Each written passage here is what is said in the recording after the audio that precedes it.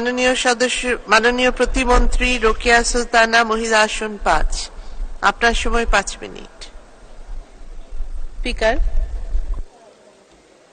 রাষ্ট্রপতি ভাষণের উপর আমাকে ভাষণ দেবার সুযোগ দেওয়ার জন্য আপনাকে অনেক ধন্যবাদ। স্বাধীনতার মাস, আজ আমি গভীর শ্রদ্ধা ভরে স্মরণ করি জাতির পিতা বঙ্গবন্ধু শেখ মুজিবুর রহমান 15ই আগস্ট নৃশংসভাবে পরিবারের যাদের হত্যা করা হয়েছে তাদের,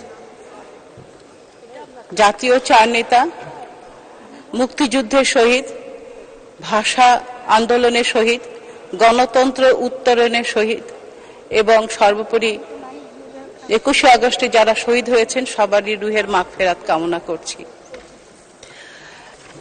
ব্যক্তিগতভাবে আমি একজন চিকিৎসক, এই জন্য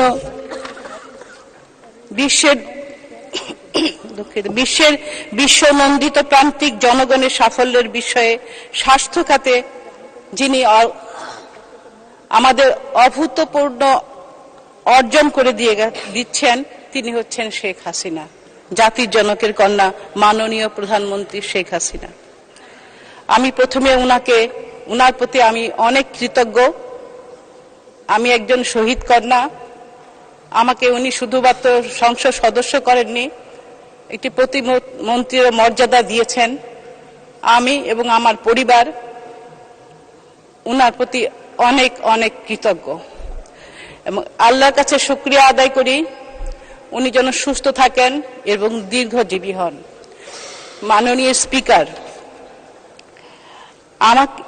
জাতির জনক বঙ্গবন্ধু শেখ মুজিবুর রহমানের স্বপ্ন ছিল উন্নত, সমৃদ্ধ, মর্যাদাশীল সোনার বাংলা গড়ার, সঙ্গে সঙ্গে স্বাস্থ্য খাতের উন্নয়ন এবং চিকিৎসা বিজ্ঞানের গবেষণায় বৈপ্লবিক পরিবর্তন করা এবং উনি তা শুরু করে দিয়ে গিয়েছিলেন। গ্রামীণ স্বাস্থ্য কেন্দ্র প্রতিষ্ঠা, চিকিৎসকদের প্রথম শ্রেণীর মর্যাদা দান, বাংলাদেশ জাতীয় পুষ্টি পরিষদ গঠন সহ বহুমুখী পদক্ষেপ গ্রহণ করেন তিনি। আজ তারই ধারাবাহিকতায় আমরা তারই সুযোগ্য কন্যা মাননীয় প্রধানমন্ত্রী জননেত্রী শেখ হাসিনার হাত ধরে অভীষ্ট লক্ষ্যের দিকে এগিয়ে চলেছি। মাননীয় স্পিকার, স্বাস্থ্য খাতে সাফল্যের আজ বিশ্বব্যাপী স্বীকৃতি লাভ করেছেন উনি। আগে মানুষের গড় আয়ু ছিল 60 বছর, এখন 73 বছর।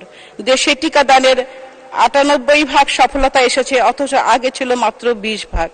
আগে দেশে শিশু মৃত্যুর হার ছিল 150 জনের বেশি, এখন সেটি হয়েছে মাত্র 23 জন। আগে জনসংখ্যা বৃদ্ধির হার ছিল 3% আর এখন মাত্র 98% মাত্র।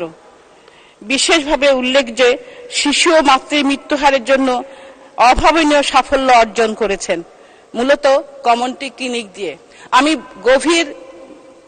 আমি ধিক্কারের সঙ্গে স্মরণ করি 96 সালে এসে আমাদের এই মাননীয় প্রধানমন্ত্রী কমিউনিটি ক্লিনিক যেগুলি শুরু করেছিলেন, জোট সরকার, বিএনপি সরকার নির্লজ্জভাবে জনগণের স্বাস্থ্যের দিকে না তাকিয়ে কমিউনিটি ক্লিনিকগুলি বন্ধ করেছিল। শুধু বন্ধই করেনি, সেগুলোকে একটি ছাগল পাড়ার একটি কারখানা তৈরি করেছিল। শুধু তাই নয়, শিক্ষা খাতে অগ্রগতির জন্য জাতির জনকের কন্যা মাননীয় প্রধানমন্ত্রী শেখ হাসিনা বঙ্গবন্ধু শেখ মুজিব মেডিকেল বিশ্ববিদ্যালয় তৈরি করেছিলেন, সেটাও বন্ধ করতে চেয়েছে। ওদের এমন কোনো কাজ নেই, স্বাস্থ্য খাতে উন্নয়ন তো দূরের কথা, এমন কোনো কাজ নেই, প্রত্যেকটি কাজে তারা বাধাগ্রস্ত করেছে। যতগুলি উন্নয়ন 96 সালে জাতির জনকের কন্যা এসে শুরু করেছিলেন, কিন্তু তারা পারেনি। আজকে মেডিকেল ইউনিভার্সিটি প্রত্যেকটি বিভাগে করার চিন্তা ওনার রয়েছে। আজকে মেডিকেল কলেজ প্রত্যেকটি জেলায় করার চিন্তা ওনার রয়েছে। মায়েরা এবং কিশোরীরা যেন দোরগোড়ায় চিকিৎসা সেবা বঞ্চিত না হয়, এই জন্য উনি অসুস্থ কর্মহীন জাতিতে পরিণত করার যে পায়তারা করেছিল বিএনপি, সেগুলো থেকে উনি জাতিকে উদ্ধার করেছেন। আজ এই কমিউনিটি ক্লিনিকের প্রত্যক্ষ সফলতা শিশু ও মাতৃ মৃত্যুর হার হ্রাস পাওয়া ছাড়া মাননীয় প্রধানমন্ত্রী শেখ হাসিনার নির্দেশে প্রতি বছরে 28শে মে জাতীয়ভাবে নিরাপদ মাতৃত্ব দিবস পালন করা হয়। উল্লেখ্য যে প্রায় 3000 কমিউনিটি ক্লিনিক জন্মদানের জন্য দক্ষতাপূর্ণ সেবা 2 মিনিট। 10 মিলিয়ন লোক ক্লিনিকে সেবা নিতে আসে। সেবা প্রার্থীদের মধ্যে প্রায় 80% নারী ও শিশু। কমিউনিটি ক্লিনিকগুলি সর্বজনীন টিকাদানের স্থানীয় কেন্দ্রে পরিণত হয়েছে। তারা এছাড়াও কোভিড নিয়ন্ত্রণে যে সাফল্যের দৃষ্টান্ত রেখেছেন আমাদের মাননীয় প্রধানমন্ত্রী, সারা বিশ্বে তা এত প্রশংসনীয় হয়েছে। এতে আর বলা হয় প্রশিক্ষণপ্রাপ্ত দক্ষ অনেক সেবাদানকারী অনেক তৈরি করা হয়েছে। মাননীয় স্পিকার, আপনাকে আর কত বলবো, স্বাস্থ্য খাতে যতগুলি উন্নয়ন উনি করেছেন তার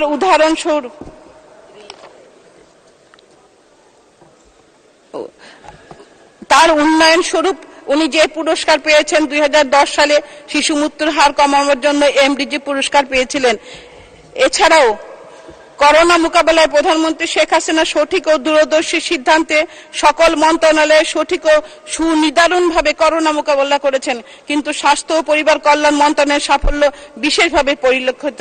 উক্ত মন্ত্রণালয়ের সাফল্যে মাননীয় প্রধানমন্ত্রী দেশ ও বিদেশে বিশেষভাবে সমাদৃত পুরস্কৃত হয়েছেন।